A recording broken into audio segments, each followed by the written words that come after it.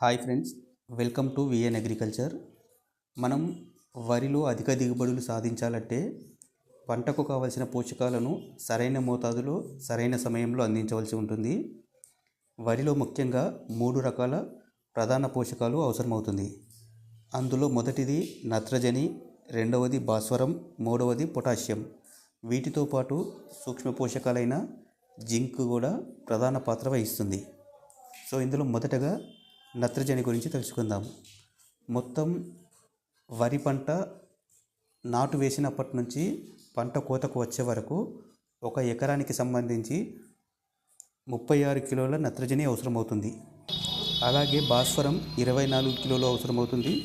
Potassium 30 కేజీలు అవసరమవుతుంది. వీటిలో నత్రజని మరియు పొటాషియంను మనం వివిధ దశల్లో వాడుకోవాల్సి ఉంటుంది. భాస్వరాన్ని మనం చివరి దమ్ములోనే వేయాలి. మళ్ళీ పైపాటుగా ఎట్టి పరిస్థితుల్లో కూడా వేసుకోకూడదు. ఇక్కడ రైతులు గుర్తుంచుకోవాల్సిన ముఖ్య విషయం, ఒక బస్తా యూరియా బస్తా 45 కిలోలు ఉంటుంది.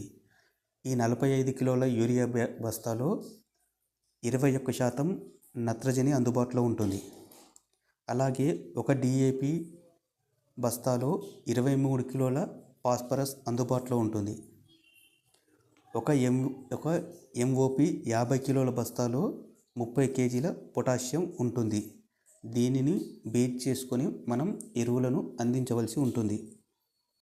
అంటే 1 ఎకరం వరి నాటు వేసేటప్పుడు 12 కిలోల నత్రజని, 24 కిలోల భాస్వరం మరియు 15 కేజీల పొటాషియం ఉపయోగించవలసి ఉంటుంది.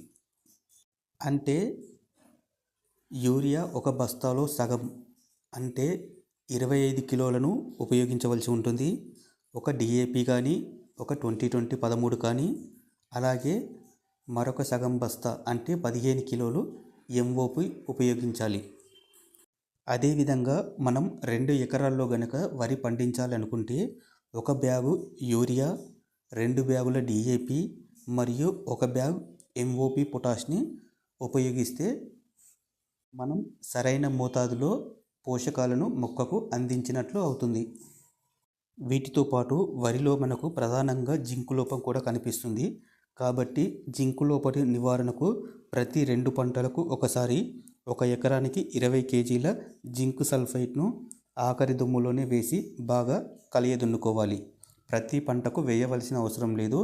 ప్రతి 2 పంటలకు ఒకసారి 20 కేజీల జింకు వేసుకుంటే సరిపోతుంది. ఈ వీడియో కనుక మీకు నచ్చినట్లయితే ప్లీజ్ మన ఛానల్ని లైక్ చేయండి మరియు సబ్స్క్రైబ్ చేయండి. Thank you. ధన్యవాదాలు.